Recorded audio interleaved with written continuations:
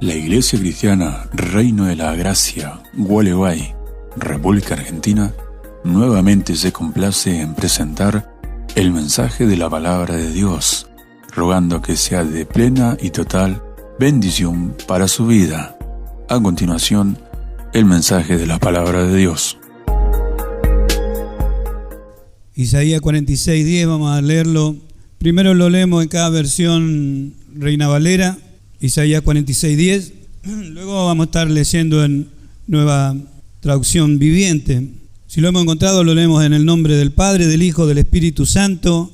Dice así la palabra del Señor, que anuncio lo por venir desde el principio y desde la antigüedad lo que aún no era hecho, que digo, mi consejo permanecerá y haré todo lo que quiero. Eso dice Dios, amén. Nueva Traducción Viviente, dice así, escuchemos bien, después si quieren búsquelo, algunos que trajeron para anotar. Solo yo puedo predecir el futuro antes que suceda. Eso dice Dios. Solo yo puedo predecir el futuro antes que suceda. Todos mis planes se cumplirán porque yo hago todo lo que deseo. ¿Quién dice eso? Dios. Hablar de la soberanía de Dios, de que Dios tiene la soberanía y también derecho, sí, derecho, soberanía, de llamar a quien Él quiere, elegir. Dios tiene todo el poder y toda la autoridad como para hacerlo. Dios es el que llama y las cosas aparecen. En cuanto a poder, en cuanto a autoridad, lo vemos desde el principio donde Dios dice, hágase la luz y la luz se hace. ¿De dónde vino? No se sabe, Dios la llamó y tuvo que venir. O sea que cuando Dios quiere hacer algo, no le pide consejo a nadie. Por eso dice la Escritura, ¿quién fue su consejero? Nadie. Dios no necesita consejero. ¿Por qué no necesita consejero? Porque Él no se equivoca. Él no se equivoca, no tiene errores como nosotros. Dios es totalmente santo, totalmente justo, eternamente perfecto. ¿Y por qué Dios nos tiene que decir todo esto? Para que nosotros pensemos quién es nuestro papá, quién es nuestro Padre Celestial, quién es nuestro Dios, quién es el Dios de las Escrituras. ¿Por qué lo tenemos que saber? Porque de acuerdo a cuánto nosotros sabemos, cuánto entendemos, tanto vamos a adorar, tanto vamos a agradecer. Nadie puede agradecer a alguien que no conoce, absolutamente nadie, menos amarle.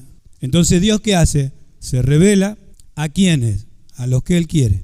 Amén. A los que Él quiere. ¿Tiene el poder para hacerlo? Sí, hemos leído. Él es el que conoce el futuro y esto es lo que por ahí lo que nos cuesta, porque no entendemos, Dios no piensa como nosotros, no razona como nosotros. Vemos nosotros el poder que tiene nuestro Dios, que ha hecho, yo le dije a ustedes que buscaran acerca de los millones y millones y billones de estrellas que hay, y dice que Él conoce sus nombres, y las estableció y no se chocan entre sí. ¿Cómo que conoce todos los nombres de las estrellas? Ahora, ¿quién las hizo? Dios. Dios lo hizo, nuestro Dios. ¿Por qué nosotros tenemos que conocer esas cosas?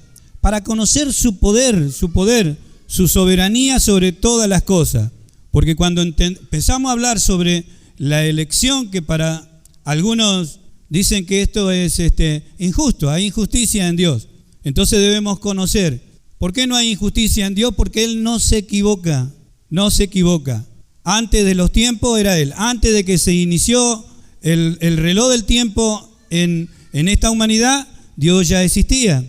Tiene todo el poder, toda la autoridad, todo señorío sobre todas las cosas. Conoce pasado, presente y futuro de cada cosa que Él ha creado. Pero lo debemos conocer por las Escrituras. Por eso hemos leído lo que Isaías decía acerca de Dios. Las profecías que se hicieron dan a conocer cómo es nuestro Dios. ¿Por qué mandó a escribir? Antes de que las cosas sucedan. Para que cuando sucedan las cosas o sucedieron las cosas, se entienda que en Dios no hay error. No hay error. Algunas cosas fueron profetizadas miles de años cuando hablamos nosotros de Génesis capítulo 3, verso 15. Unos cuantos años. Miles de años. ¿Qué es lo que se profetizó en Génesis capítulo 3, verso 15? Se profetizó la redención de la humanidad. la redención de los creyentes, la redención de los cristianos, la redención de lo que hoy son hijos de Dios. Miles de años. ¿Sucedió?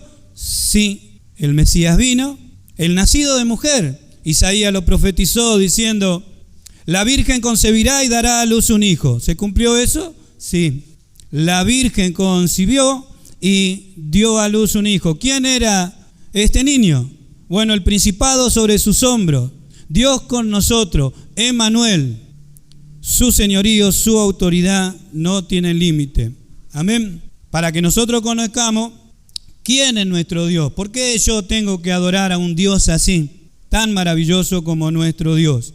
En cuanto a elección, viendo que Él no se equivoca, entonces ¿por qué podemos nosotros entender que cuando Él llamó a una persona, Él se equivocó? Y si Dios no llama a otra persona, tampoco se equivoca, conociendo a Dios. Él se da a conocer. Dios llama a Abraham y ¿qué hizo con toda la nación allí de Ur de los Caldeos? Fueron condenados, fueron exterminados. Y Dios llamó a Abraham. Amén. Dios llama a una sola persona. ¿Qué hizo con las otras? Yo el día jueves estuve hablando acerca de Sodoma y Gomorra. Nuestro Señor Jesucristo dijo que los últimos tiempos iban a ser como los tiempos de Lot. ¿Dónde vivía Lot? En Sodoma. ¿Qué hizo Dios con Sodoma?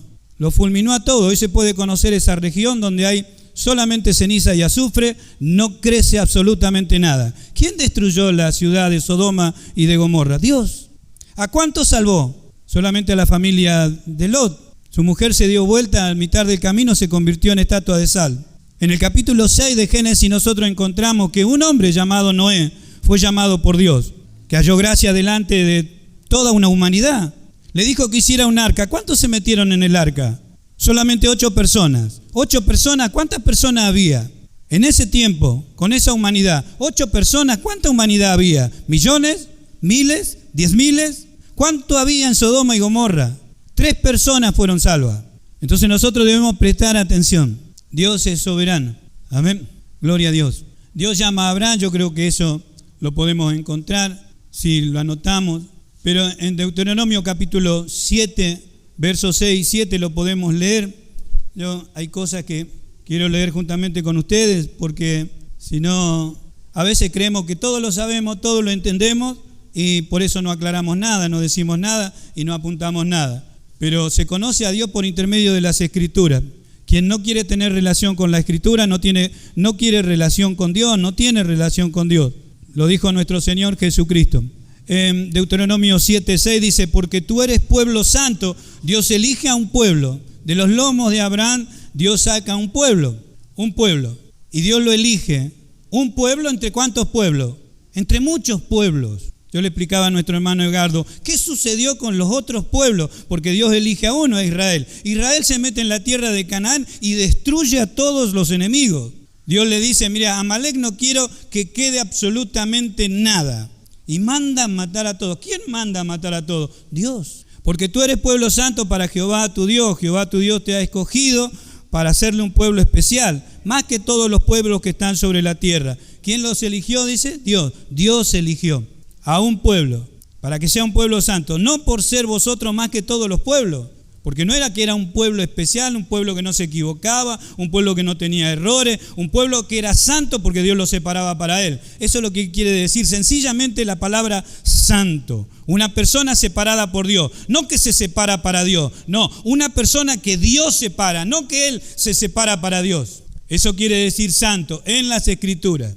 No por ser vosotros más que todos los pueblos os ha querido Jehová y os ha escogido, pues vosotros erais el más insignificante de todos los pueblos. Eso eligió Dios. El más insignificante de todos los pueblos. Y aparece 2 veces la palabra escogido. En este pasaje nomás. ¿Quién elige? ¿Quién llama? ¿Quién separa para Él? Dios. ¿Por qué? Porque Él no se equivoca. Si yo lo haría, me equivocaría. Pero cuando Él lo hace, no se equivoca. Amén. Ahora, mirando un poquito lo que es la soberanía de Dios para mostrar cómo Él conoce el tiempo y cómo conoce el futuro, cómo conoce el futuro de todas las cosas. En Génesis capítulo 15, cuando le está hablando a Abraham, allí podemos leer algo y lo grabamos, lo apuntamos. Sabemos que llama a Abraham de Ur de los Caldeos, le dice, deja tu tierra, tu parentela, te voy a guiar, te voy a llevar a la tierra que yo te mostraré, te la daré por heredad a tú y a tu descendencia, mira las estrellas del cielo, así será tu descendencia, mira la arena que está al costado del mar, así será tu descendencia. Pero aquí en el capítulo 15, en el verso 13, vemos nosotros cómo Dios no solamente le profetiza o le anuncia el nacimiento de Isaac, sino que le dice esto. Entonces Jehová dijo a Abraham, ten por cierto que tu descendencia morará en tierra ajena y será esclava allí y será oprimida 400 años. Mas también a la nación a la cual servirán juzgaré yo, y después de esto saldrán con gran riqueza. Quizá esto de saldrán con gran riqueza no lo tenía que haber apuntado, pero ¿por qué lo apuntó? Porque nosotros vemos la historia y aún vimos la novela, cuando el pueblo de Israel salió, despojó a los egipcios, todas las riquezas se llevaron, le tuvieron que dar todas las joyas y todo. ¿Por qué? Porque estaba escrito. ¿Quién lo escribió? Estamos conociendo a ese Dios que todo lo sabe. ¿Por qué nosotros debemos conocer esto? Por la confianza que tenemos que tener en Dios. ¿Por qué vemos su poder? Para que nosotros estemos tranquilos. La persona que no conoce a Dios no está tranquilo, no sabe ni siquiera dónde va a ir a parar y tiene temor, porque no sabe lo que le va a suceder. Pero cuando uno tiene un Dios como el que estamos leyendo, como aquel que se está revelando a nuestros corazones, nuestro corazón y nuestra alma tiene paz. Amén. Amén, hermano. Vamos a leer en Segunda de Reyes, algunos pasajes nomás. Yo estoy deseoso de ir al otro tema, pero esto es necesario. Ténganme paciencia. Segunda de Reyes, en el capítulo 8, allí vemos cómo Eliseo profetiza quién iba a ser el rey de Siria. El que era rey de Siria en ese momento había enfermado. Bueno, manda a buscar a Eliseo, que era el profeta, y le dice, bueno, mira, que consulte a Dios y que diga si yo voy a morir de esta enfermedad. Y Eliseo le dice, anda a hablar con tu Señor, decirle que va a sanar, pero no, Dios realmente lo va a matar, no va a vivir. Y este varón era el que había ido a hablar con Eliseo. Yo no sé si dije el pasaje en Segunda de Reyes, capítulo 8, verso 10, podemos leer. Segunda de Reyes, capítulo 8, verso 10. Y Eliseo le dijo, ve, dile seguramente sanará. Sin embargo, Jehová me ha mostrado que él morirá ciertamente. Dios sabía que no iba a sanar, iba a morir. Y el varón de Dios le miró fijamente y estuvo así hasta hacerlo ruborizarse. Luego lloró el varón de Dios. Entonces le dijo a Asael, ¿por qué llora mi señor? Y él respondió, porque sé el mal que harás a los hijos de Israel. A sus fortalezas pegarás fuego, a sus jóvenes matarás a espada y estrellarás a sus niños y abrirás el vientre a sus mujeres que estén encinta. Y Asael dijo, pues ¿qué es tu siervo este perro para que haga tan grandes cosas? Y respondió Eliseo, Jehová me ha mostrado que tú serás el rey de Siria. E hizo exactamente lo que Eliseo profetizó. ¿Quién era que le mostró esto a Eliseo? Para que le dijera, Dios, porque Dios conoce el futuro. Amén. Dios conoce el futuro. La promesa de redimir, ese pasaje que nosotros tenemos en Génesis capítulo 3, verso 15, la promesa de redimir con un cordero preparado antes, y ahí empezamos a hablar lo que es antes de la fundación del mundo. La promesa de redimir con un cordero preparado antes de la fundación del mundo es en Primera de Pedro, ahí en el capítulo 1, versos 19 y 20. Ahora, ¿qué es lo que estamos apuntando? Que el tema de la redención no aparece con los discípulos, nuestro Señor Jesucristo, con el nacimiento de la iglesia. No es así, no es así. Lo que estamos mirando es cómo Dios anuncia todas estas cosas antes de que sucedan, porque nada está hecho al azar. Dios conoce, vuelvo a repetir, el tema nuestro es que Dios conoce absolutamente todas las cosas. Y aunque tenemos cierto conocimiento de que Dios conoce absolutamente todo, hay cosas que nuestro carácter, nuestra forma de vivir nos dice que nosotros no lo creemos así. Viviríamos de otra manera, se lo puedo asegurar, de una persona que conoce prácticamente a este Dios, a nuestro Dios. En el verso 19, primera de Pedro, en el capítulo 1, verso 19 dice, sino con la sangre preciosa de Cristo, como de un cordero sin mancha y sin contaminación, ya destinado. Eso lo apuntamos, amén. Ya destinado. ¿Cuándo fue destinado? Desde antes de la fundación del mundo. Antes de que Adán cayera, sí. Pero manifestado en los postreros tiempos por amor de vosotros, sí, seguro. Y ahí aparece por amor de vosotros, que después lo vamos a explicar. Entonces vemos, elección divina, elegidos, escogidos, etcétera, llamados. ¿Por quién? Por Dios, por el Señor. Ayer escuchamos algunas cosas acerca de esto. Si alguno estuvo atento, lo estará añadiendo. Romanos capítulo 11, del verso 5 en adelante, aquí vemos a un Elías que se había escondido porque él creía que era el último que había quedado, el último de los profetas, el último de los hijos de Dios, el último que conocía a Dios, y Dios le responde allí que no tenga temor, que Dios se había reservado 7,000 hombres. Pero en el verso 5 dice, así también aún en este tiempo, ha quedado un remanente escogido por gracia. Amén. Elegido por gracia. Y esto de gracia nosotros lo tenemos que relacionar con ese versículo de Deuteronomio capítulo 7, verso 7, donde dice, no porque ustedes hayan sido un pueblo especial, personas buenas, no, porque los más insignificantes, después lo vamos a asociar con otro pasaje, los más insignificantes, eso eligió Dios. Así también en este tiempo ha quedado un remanente escogido por gracia. Y si por gracia, no es por obras. Quiere decir que nadie vino a Dios porque quiso. Si Él nos llama, nadie lo puede hacer. De otra manera, la gracia no sería gracia. Gracia es hacer un favor a una persona que no se lo merece. Y si es obra, ya no es gracia. De otra manera, la obra ya no es obra. Si alguien obra, habría que pagarle. Amén. Por eso el trabajo de los cristianos es por gracia. Hay gratitud por gracia. Si alguien está esperando que le paguen algo, está sonado. De gracia recibiste, da de gracia. Segunda de Tesalonicenses, el apóstol Pablo le escribe a los hermanos de Tesalónica y eleva allí una gratitud muy especial al Señor. Segunda de Tesalonicenses, en el capítulo 2, verso 13 únicamente, donde dice, pero nosotros debemos dar siempre gracias a Dios respecto a vosotros, hermanos amados por el Señor, de que Dios os haya escogido desde el principio para salvación. Y esta palabra desde el principio tiene que estar en materia de estudio, porque cuando habla acerca, en el principio creó Dios los cielos y la tierra. En el principio era el Verbo, y el Verbo estaba con Dios, y el Verbo era Dios. Acá dice que Dios os haya escogido desde el principio para salvación, mediante la santificación por el Espíritu y la fe en la verdad, que es algo que también necesitamos explicación. Amén. A medida que vamos avanzando, nosotros vamos entendiendo estas cosas. Esto es lo que hace Dios, esto es la supremacía de Dios sobre todas las cosas, absolutamente todas. Eso hablando de Dios. Su poder, la capacidad que Él tiene, su sabiduría, Él es la sabiduría, su omnisciencia.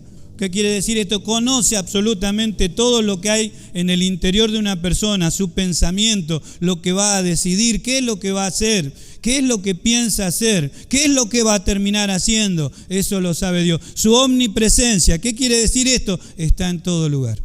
Por eso en los Salmos dice, yo conozco cuando tú te levantas, yo conozco cuando tú caminas, a dónde te vas y cuando te vuelves a acostar. Yo conozco tu pensamiento antes de que se forme en tu mente. Ese es Dios. Amén. Esa es su omnipresencia. Amén. Él puede estar, intervenir en todo lugar. ¿Por qué? Porque Él es más que eso. Amén, hermano. Es eternamente esas virtudes de lo que nosotros estamos hablando. Si hablamos de santidad, es eternamente santo. Si tuvo un principio, desde su principio hasta un final, nuestro Dios es santo, justo, perfecto, amor. Amén. En cuanto a la incapacidad del hombre es total. Porque ahí es donde nos empieza a hacer ruido a nosotros, porque escuchamos a algunas personas que dicen, bueno, yo un día me acordé de Dios, yo un día fui hasta Dios, yo un día busqué de Dios. Bueno, lamentablemente yo tengo que decir que eso es una mentira. Es una mentira yendo a las Escrituras. El hombre está incapacitado para volver a Dios, totalmente incapacitado. ¿Qué lo incapacitó? El pecado.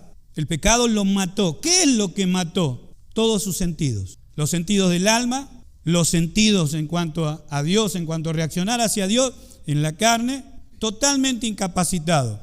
Esta doctrina, muchos a nosotros, muchos a los creyentes, algunos creyentes, no les gusta esto. ¿Saben por qué? Porque esto lo que hace es, si nos queda un poquito de ego, lo termina de fundir. No hay una persona que delante de Dios se pueda levantar diciendo, yo un día te... Porque el hombre está totalmente incapacitado. ¿Quién lo dice? Nuestro Dios, que unos pasajes. El pasaje que más he citado en este púlpito y en esta iglesia es Efesios capítulo 2, verso 1. Que los dio vida cuando vosotros estabais muertos en delitos. Y creo que en esa palabra hay dos, en ese versículo hay dos palabras que se pueden subrayar. Pecado y muerte. Dios no aborrece el pecado, odia el pecado. Dios no tiene relación con el pecado, por eso se separa del hombre en el huerto de Edén cuando el hombre obedece.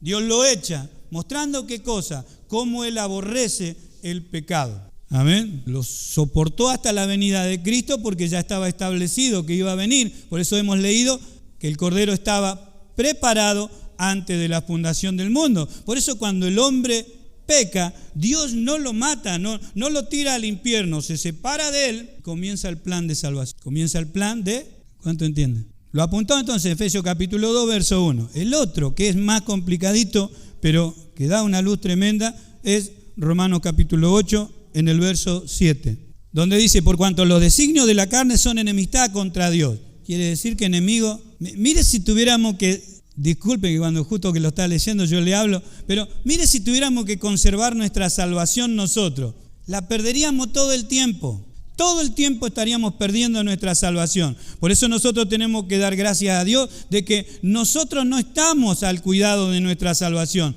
Dios está al cuidado de nuestra salvación. Porque si no, hoy usted lo hubiera perdido. Los hermanos que no vinieron lo hubieran perdido. Hoy hubieran perdido la salvación. Y no es así. No, ¿por qué no perdieron la salvación? Porque no la tienen que cuidar ellos. Muchos de nosotros los que estamos acá, hoy hubieran perdido la salvación. ¿Por qué no la perdieron? Porque no son ustedes los que tienen que cuidar esta salvación. Dios es el que cuida esta salvación en nosotros. ¿Amén? ¿Por qué? En cuanto a la capacidad del hombre para aceptar lo que Dios dice, incapacitado total. Los designios de la carne son enemistad contra Dios porque no se sujetan a la ley de Dios, ni tampoco pueden. Esa palabra, ni tampoco pueden, tiene que estar en rojo para nosotros, en nuestra mente. No puede la carne sujetarse a Dios. Quiere decir que un hombre natural, con su naturaleza caída, muerta en delito y en pecado, separado de Dios, en el mundo y dominado por el diablo, no puede ir nunca hacia Dios. Su carne no lo deja. Y está viciado desde la cabeza a los pies. ¿Cómo va hacia Dios? Imposible. Pero hay veces que nosotros hablamos con personas que todavía creen que de alguna manera pueden llegar a Dios, pero Dios le está diciendo que es imposible. Si hubiera alguna manera de que una persona por sí sola puede llegar a Dios, Dios no hubiese mandado a su Hijo Jesucristo, Romanos capítulo 3, donde Dios termina, por boca del apóstol Pablo, explicar la incapacidad total del hombre de poder aceptar lo que es de Dios. Dios encierra todo allí con una sabiduría tremenda y le dice al hombre esto ahí en el capítulo 3, verso 10. Como está escrito, ¿quién mandó a escribir? Dios. La escritura es inspiración divina, de principio a fin. Como está escrito, no hay justo ni aun uno. Listo, todos condenados. Amén.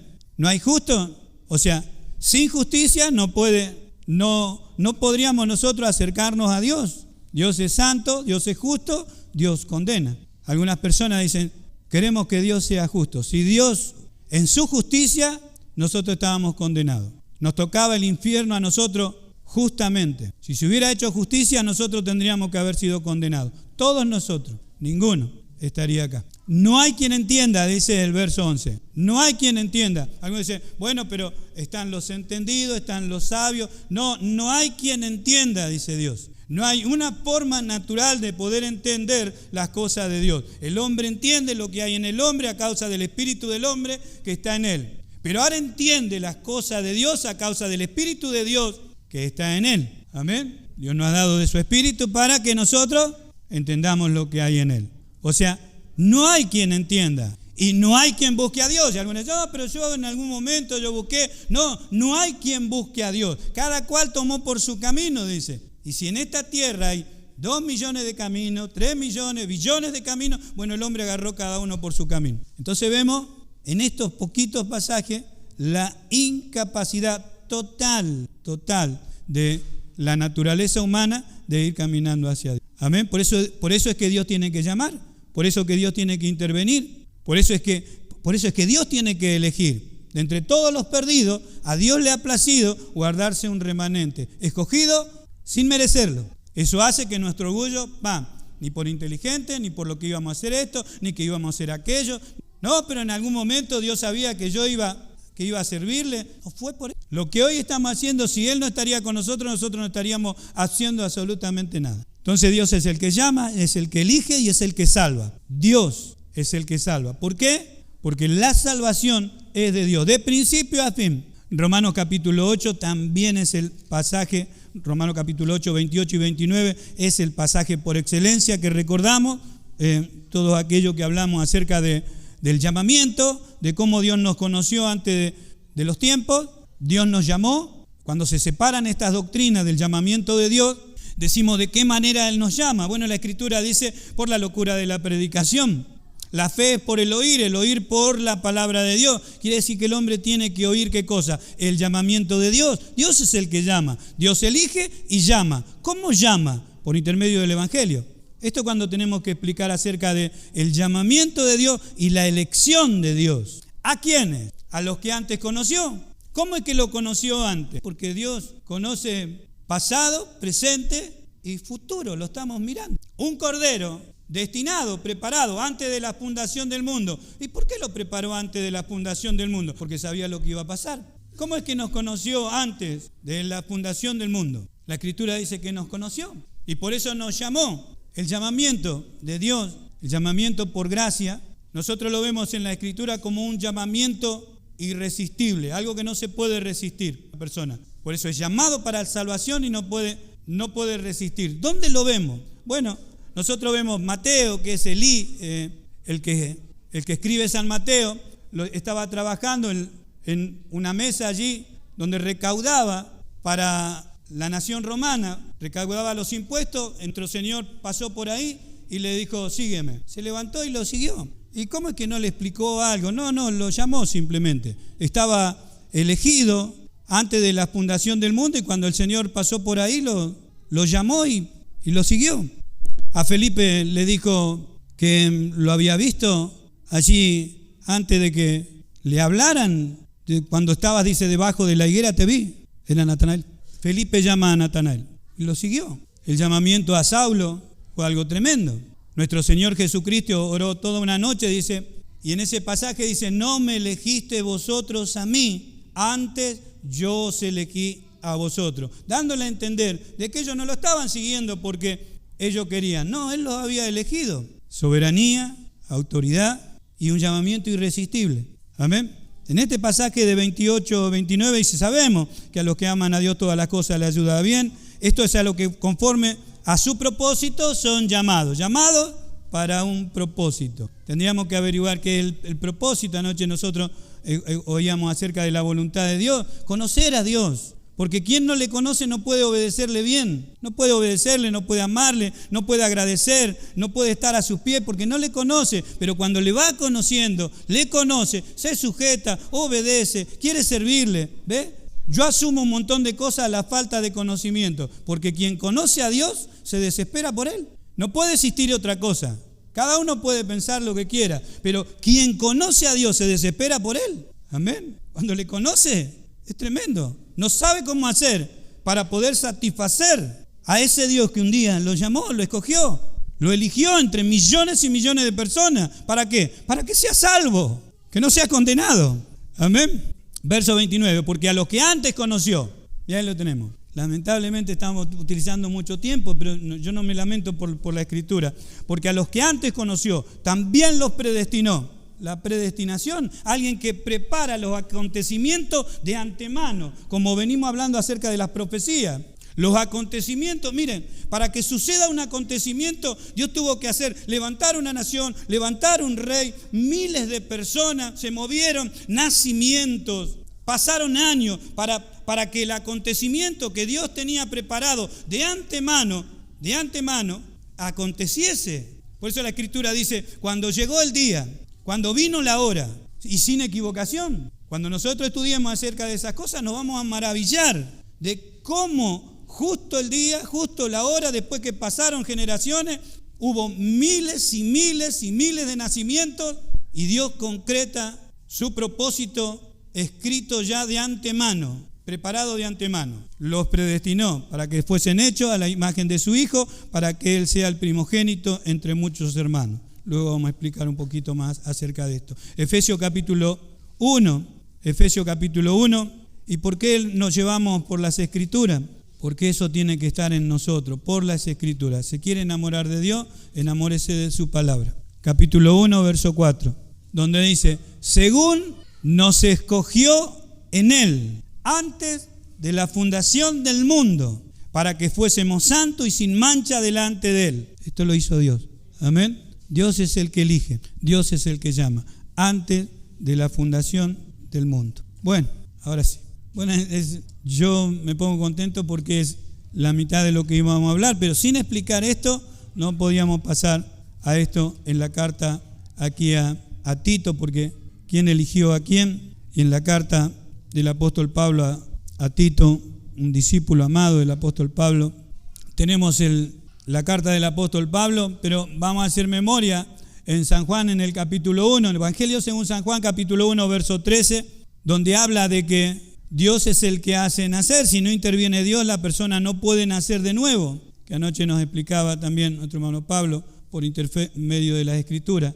Esto es voluntad de Dios, por eso dice que no interviene ni hombre ni mujer. Dios engendra ¿a quién? A sus hijos. Y alguien dice, ¿pero cómo lo hace? ¿Cómo lo hace? No, lo expliqué antes, ¿cómo lo hace? Amén, lo tenemos ahí. Bueno, eso es para que lo apunte nomás. En Tito capítulo 1, vamos a leerlo despacito y vamos a ver que donde dice Pablo, siervo de Dios, se presenta el apóstol Pablo de esta manera, y apóstol de Jesucristo. Siervo de Dios, apóstol de Jesucristo. Las dos personas, siempre el apóstol Pablo, casi siempre en su saludo utiliza, hablando a las tres personas, que es Padre, Hijo y Espíritu Santo. Tres personas.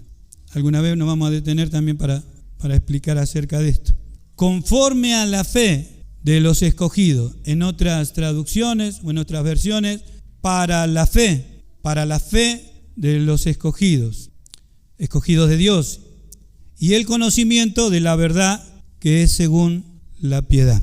El apóstol Pablo tenía este encargo, el encargo que todos nosotros tenemos ahora, porque Dios le muestra, como nos está mostrando a nosotros, que Dios es el que elige. ¿A quién? Dios es el que llama. ¿A quiénes? A sus escogidos. ¿Quién sabe quiénes son los escogidos? Nadie, solamente Dios. Solamente Dios. Entonces el apóstol Pablo, ¿qué hace?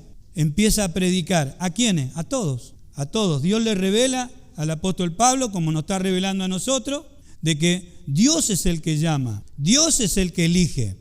Por eso el apóstol Pablo comienza a hablar de esta gracia. Él se maravilla de la gracia de Dios. Cómo Dios es el que elige y a quiénes. Mirad, hermanos, les explica, que no hay entre vosotros muchos nobles, ni muchos sabios, sino que lo necio escogió Dios. ¿Quién? Dios. Y lo que no era, lo que no es, escogió Dios. Y empieza a hablar. ¿Quién acusará a lo que Dios ha escogido, elegido? Si Dios es el que santifica, Dios es el que justifica. Amén. Vemos nosotros, no hay palabras para esto. Leyendo no hay cómo decir que no. Ahora el apóstol Pablo dice, tenía que hablar, no solamente tenía que hablar para ver cómo que Dios llamaba. En ese tiempo el apóstol Pablo se daba cuenta, él tenía allí su su gracia apostólica. Por eso decía con el poder de señales que tenían los apóstoles, él se daba cuenta si la persona creía. Por eso que a todos los que creían, los que recibían su palabra, dice, a esos, dice, esos compartían la palabra todos los días, compartían el pan y las oraciones y eran bautizados. Ahora, pero ellos sabían a quiénes. ¿Y qué hacía con eso que Dios llamaba, con eso que Dios elegía? Y le daba conocimiento. ¿Para qué? Para que esta vida natural se convierta en una vida piadosa. La vida piadosa, cuando una persona dice, este hombre tiene una vida piadosa, esta mujer tiene una vida piadosa, ¿a qué se refieren las personas? Que vive una vida santa, una vida correcta, una vida que se relaciona con Dios. Bueno, la vida piadosa, conforme a la fe de los escogidos y el conocimiento, que era lo que él tenía, conocimiento de la verdad para la formación, que es según la piedad, la vida de Dios.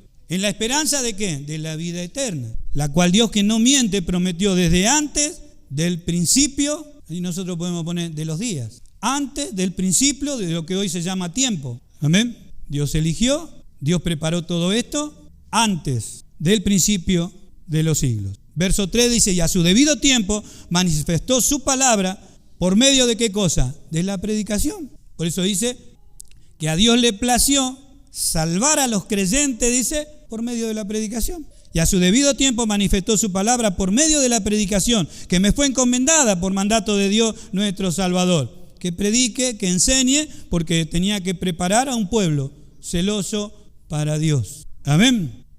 Gloria a Dios. Entonces el apóstol Pablo sale a buscar a los escogidos para enseñarle a vivir una vida piadosa, para prepararlos para la eternidad.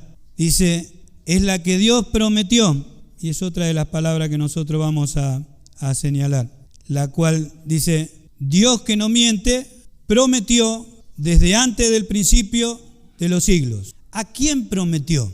Si antes del principio de los siglos, de que caminara el reloj del tiempo, no había nadie. A los ángeles no le pudo haber prometido la salvación porque los ángeles no son salvos. ¿A quién prometió entonces? ¿A quién le hizo esta promesa? ¿Con quién estaba hablando? Vamos a buscar allí en 2 de Timoteo, y para no estar tanto en el misterio, Dios estaba, podríamos decir, hablando consigo mismo, ¿no? Porque cuando dice hagamos al hombre a nuestra imagen, la Trinidad estaba allí hablando para poder tener esa comunión y hacer al hombre. Y acá en 2 de Timoteo, en el capítulo 1, verso 9, es bueno llevarlo con la escritura, para quien nos salvó y nos llamó con llamamiento santo, no conforme a nuestras obras, y volvemos a repetir todo lo que estuvimos hablando, sino según el propósito suyo y la gracia que nos fue dada en Cristo Jesús antes de los tiempos de los siglos. Ahí está, en Cristo. ¿Con quién? ¿A quién le prometió? A su Hijo.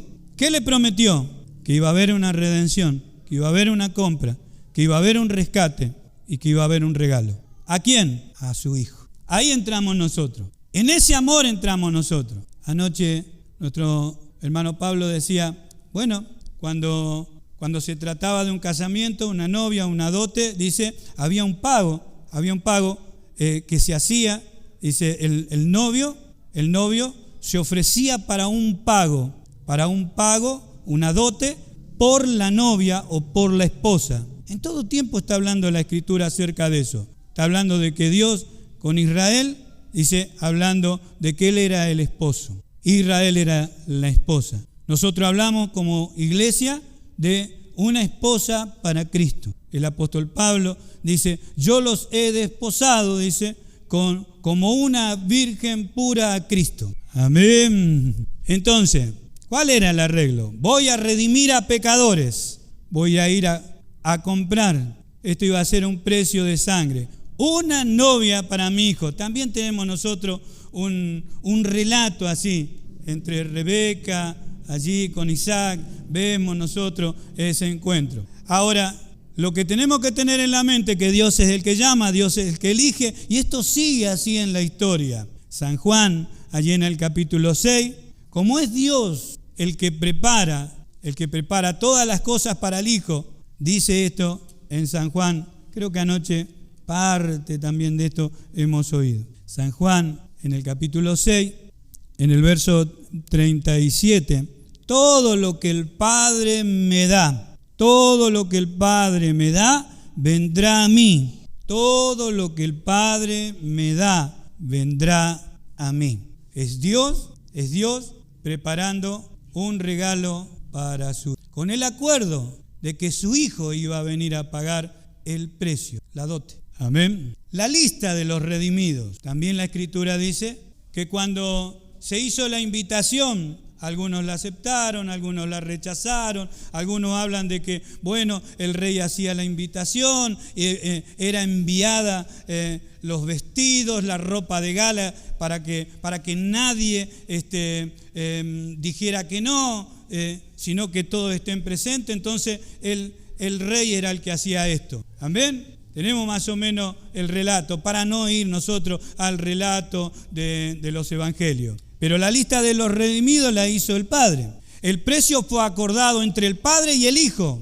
Recién nosotros lo vimos. ¿Antes de qué? Antes del principio de los siglos. Antes de que el reloj, de esto que llamamos nosotros tiempo y espacio, empezara a caminar. Amén. Amén, hermano. Bueno, vamos a Apocalipsis entonces el capítulo 21, 27. Y ahí vemos nosotros algo para que nos despejemos un poco. Apocalipsis 21, 27. Dice, no entrará en ella ninguna cosa inmunda. ¿A qué se debe? A la patria celestial, a la ciudad celestial, a donde va a ir nuestro Señor Jesucristo con la esposa. Dice, no entrará en ella ninguna cosa inmunda o que hace abominación y mentira, sino solamente lo que están escritos en el libro de ¿qué? Amén. Lo único que tenemos que hacer, si hemos oído, estar añadiendo, nada más. Esta es la lista. ¿Quién la preparó a la lista? Dios, el Padre. Haciendo un arreglo, ¿con quién? Con el Hijo, con el Cordero. ¿Amén? Una lista. ¿Por qué una lista? Un remanente escogido por gracia. Nombre y apellido. Una lista a los que antes conoció. Los predestinó. Y por eso los llamó. ¿Amén? ¿Cuánto damos gloria a Dios? Y aparte acá dice, bien clarito, para que nosotros no tengamos duda. Dice, escritos en el libro de la vida, no dice, en el libro de Jesucristo, de Jesús, del Mesías, no, del Cordero. Cordero, sí, aquel que estuvo preparado antes de la fundación del mundo. Amén. Un arreglo entre el Padre y Él para preparar ¿qué cosa? Nosotros siempre lo leemos, Efesios capítulo 5, del verso 30 en adelante, allí leemos acerca de cómo Él lavó, dice, a la esposa por intermedio del agua, por la palabra, para prepararla, una esposa santa, amén, sin manchas, sin arrugas, siempre lo leemos. Entonces vemos, ¿quién le hace la lista? ¿Quién le va a hacer el regalo a nuestro Señor Jesucristo? Una esposa. Vemos que lo que el Padre me da vendrá a mí. Nadie viene a mí si no fuere dado por el Padre. Amén. Ahora, el regalo se lo va a hacer Dios al Hijo. Y el Hijo ve el regalo. ¿Y por qué valora tanto el regalo? Hay veces, y voy a utilizar eso, por ahí me regalan algo que a mí no me gusta mucho. ¿Y ella qué me dice a mí? Me dice, te tiene que gustar y tenés que apreciar una cosa porque alguien te lo regaló. Amén. Amén. Dios prepara el regalo para su Hijo. Cuando Cristo sabe de ese regalo, ama ese regalo a causa de quien se lo regaló. Amén. Cristo ama el regalo a causa de quien se lo regala. ¿Quién le regala? La esposa, los redimidos. ¿Quién le regala eso? El Padre. Por eso le dije a ustedes que esta doctrina de la elección hace pedazo el orgullo de todas las personas. Le dice a su pueblo Israel, no, Dios no lo eligió a ustedes porque eran personas importantes, dignas. Dios si hubiera hecho justicia, todos tendríamos que haber ido al infierno. Dios si hubiese hecho justicia, ninguno de nosotros tendría que haber sido rescatado. Pero Dios, ahí aparece, pero Dios, que ama tanto, arregló con su Hijo nuestra. Entonces decimos, sin merecerlo, pero fuimos elegidos, sin merecerlo, pero Dios nos sacó del mundo, Dios nos separó para Él, en Cristo nuestro. ¿Cuánto damos gloria a Dios? Por eso digo, quien no conoce no puede darle la gloria. Quien no conoce la Escritura, quien no conoce a Dios, ¿cómo se va a poner loco de contento? Algunos dijeron, esta escritura no hace de que Dios es un monstruo entonces. No, esta doctrina hace que por gratitud, aquel que entiende que ha sido salvado, por gracia, por milagro de Dios, está loco de agradecimiento. Esto hace que la persona pueda vivir siendo un carnal. No es así. Dios elige para santificación. ¿Cuánto damos gloria a Dios? El valor no está en el regalo, sino en aquel que hizo el regalo, el Padre. Todo lo que el Padre me da, vendrá a mí. Y lo que a mí viene, yo no lo echo. Lo que a mí viene, yo no le echo. De esa manera honra al Padre, ama al Padre. Nosotros tenemos que mirar esa relación. Dios en tres personas. Lo que el Padre me da, viene a mí, sí. Porque el Padre le da vida, el Padre da arrepentimiento y el Padre da la fe. Hablamos de la incapacidad del hombre. El hombre está incapacitado de arrepentirse delante de Dios. Si no, todas las personas estarían arrodilladas delante de Dios. Pero se van a arrodillar el día que se abran los cielos. Mientras tanto, el hombre se arrepiente si Dios lo llama. Leemos otro pasaje más allí mismo, allí en San Juan, donde estábamos, capítulo 6. Recordaba nuestro hermano ayer, 6, 39 y 40. San Juan, capítulo 6. 39 y 40, dice, y esta es la bondad del Padre, el que me envió, que de todo lo que me diere, no pierda yo nada, sino que lo resucite en el día postrero. Esto es lo que Dios le dio. Dios tiene la capacidad de existencia propia y de tener vida en sí mismo, y dice que al Hijo le ha dado la misma autoridad y la misma capacidad. Y esta es la voluntad del que me ha enviado, que todo aquel que ve al Hijo y cree en Él, tenga vida eterna, y yo le resucite en el día postrero. Amén. Esto es inamovible. Todo lo que Él llama, no se van a perder. Cristo pone la firma, yo lo voy a resucitar en el día postrero. Amén. Otra de las, en San Juan 17, allí vemos una conversación con el Padre. La conversación con el Padre, decimos la oración sacerdotal. Pero es una conversación, ¿entre quién? Entre aquellos que habían hecho el arreglo. ¿Quién hizo el arreglo? El Padre con el Hijo. Una humanidad perdida, y si Dios tenía que ser realmente justo, obrar en justicia, sin haber una persona que ocupe el lugar nuestro, todos nosotros tendríamos que haber gustado del infierno. Pero ¿alguien tomó nuestro lugar? Amén. Entonces tenemos esta conversación. Vamos a tomar desde el verso 9, 17:9. Yo ruego por ellos. ¿Por quiénes? Por lo que me diste. No ruego por el mundo. ¿Por qué? Porque Dios se ha reservado un remanente escogido por gracia. Verso 10. Terminamos el verso 9 para tener la explicación. Yo ruego por ellos, no ruego por el mundo, sino por lo que me diste. ¿Por qué? Porque tuyo son. Amén. Eran del Padre. Se lo dio al Hijo. Hubo un acuerdo. Se lo dio al Hijo. ¿Cómo? Como un regalo. Amén. Todo lo mío es tuyo y lo tuyo mío. Y he sido glorificado en ello. Ya no estoy en el mundo, mas estos están en el mundo y yo voy a ti, Padre Santo, a lo que me has dado. ¿Ves que es una conversación? Padre Santo, a lo que me has dado. Este regalo que tú me has dado, guárdalos en tu nombre para que sean uno así como nosotros. Cuando estaba yo con ellos en el mundo, yo los guardaba en tu nombre. A los que me diste, yo los guardé. Y ninguno se perdió, sino el hijo de perdición, para que la escritura se cumpliese. Pero ahora voy a ti, Padre. O sea, ya estaba volviendo. Ahora voy a ti. Y hablo esto en el mundo para que tenga mi gozo cumplido en sí mismo. Yo le he dado tu palabra y el mundo los aborreció. Porque no son del mundo como yo no soy del mundo. No ruego que lo quite del mundo, sino que lo guarde del mal. No son del mundo como tampoco yo soy del mundo. Santifícalo en tu verdad. Tu palabra es verdad. Amén. ¿Cuánto damos gloria a Dios? Algunos dicen, bueno, pero esto habla de que la persona no va a hacer absolutamente nada. Una persona que cree que ha sido elegido por Dios de esta manera, lo único que tiene en su agradecimiento todos los días, lo único que tiene en su vida es agradecimiento todos los días de su vida. Amén. Dios nos guarda a través de su Espíritu Santo, porque le dijo a nuestro Señor Jesucristo, yo estuve con ellos y yo los guardaba y ninguno se perdió. Pero ahora voy a ti, Padre, ¿qué vamos a hacer? Bueno, vamos a mandar el Espíritu Santo. Amén, para que nos guarde. Eso decimos nosotros, que nos guarda y nos lleva a la imagen de nuestro Señor Jesucristo. Amén.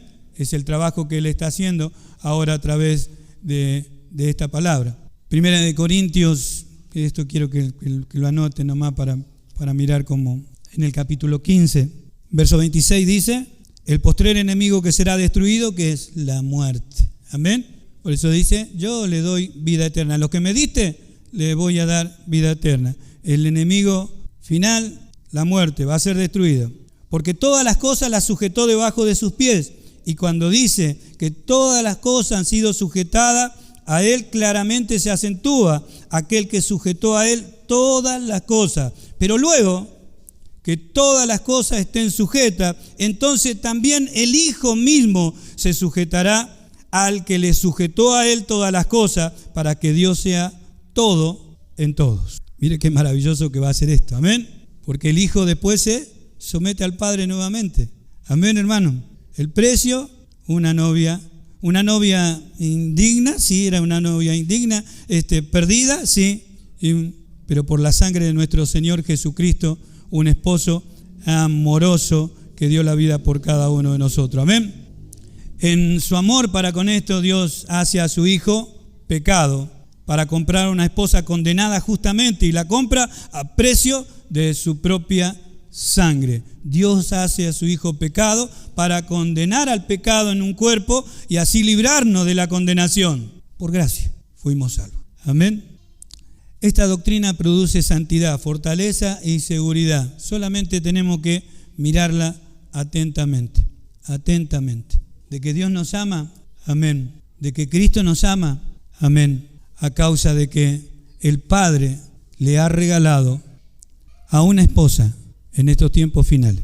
Amén. Esto es lo que dijo el apóstol Pablo, la excelencia del conocimiento. El supremo llamamiento lo llamó el apóstol Pablo. El premio más elevado, ser el regalo para nuestro Señor Jesucristo. Amén. Tenemos que pensar de esa manera. Nosotros, un regalo que hizo el Padre a su Hijo Jesucristo. Amén. Esto se planeó antes de la fundación del mundo. Antes del principio de los siglos, antes que hubiera tiempo, Dios habló estas cosas con su Hijo. Amén. Y hoy estamos aquí, decimos nosotros, ¿qué podemos hacer? Vivir con gratitud, conocerle más y más para que Dios se goce, nuestro Señor se goce. Creo que ayer también nuestro hermano Marco, creo que recordaba la palabra de Isaías 53, por ahí por el verso 11, donde dice, verá el fruto de la aflicción de su alma, se gozará viendo el fruto. Amén. Somos ese regalo para el Señor. Por eso es que Él va a venir a buscar el regalo del Padre. Va a venirse a buscar. Asimismo, una esposa preparada para Él. Amén. Nosotros estamos incluidos. Nos ha elegido. No nos ha dejado allí afuera el Padre. Un día nos conoció. No sé cómo ni dónde. Un día nos conoció y nos llamó. Estábamos en la lista de estos invitados, de estos que iban a ser escogidos, comprados por la sangre de nuestro Señor Jesucristo. Amén. Nos ha sellado con su Santo Espíritu para que nosotros entendamos. Queremos de Dios, somos de Él. Amamos su palabra, somos de Él. Amamos a los hermanos, somos de Él. Aborrecemos el pecado, somos de Él. Amén. Nos ha elegido para que nunca más nosotros amemos este mundo que mató al Señor, que aborrece las cosas de Dios. Hoy estamos aquí, preparados para participar de lo que ha costado, haciendo memoria. Hoy las personas allá afuera también hacen memoria de un acontecimiento aquí en la Argentina. Nosotros hacemos memoria de algo que ocurrió allí en la cruz del Calvario, donde nuestro Señor Jesucristo terminó con el pecado, terminó con la esclavitud de este mundo, terminó con la esclavitud de la carne y nos ha comprado para Él. Para que gocemos de esta libertad, lo que está en las manos del Padre, nada lo toca. ¿Por qué? Porque es el regalo para su Hijo. ¿Cuántos se gozan? Nos alegramos en el Señor, amén. Nos ponemos de pie, vamos a participar con gozo y con alegría. Si alguno por ahí piensa, podía no haber sido elegido para esto, amén. Piensa bien. ¿Y si no nos hubiera elegido? ¿Sabe cuántos se fueron de esta tierra habiendo rechazado al Señor? Habiendo rechazado el llamamiento de Dios, habiendo oído cuántas veces el Evangelio y cuántas veces rechazarlo. Pero nosotros cuando hemos oído, algo nos trajo, algo nos convenció. hoy estamos aquí. Gocémonos y alegrémonos. Con gratitud, cada día podemos servirle al Señor. Hay escogidos de allá afuera, todavía hay. Allá afuera debe estar lleno. No sabemos quiénes son, por eso hay que hablarles a todos y hay que mostrar esta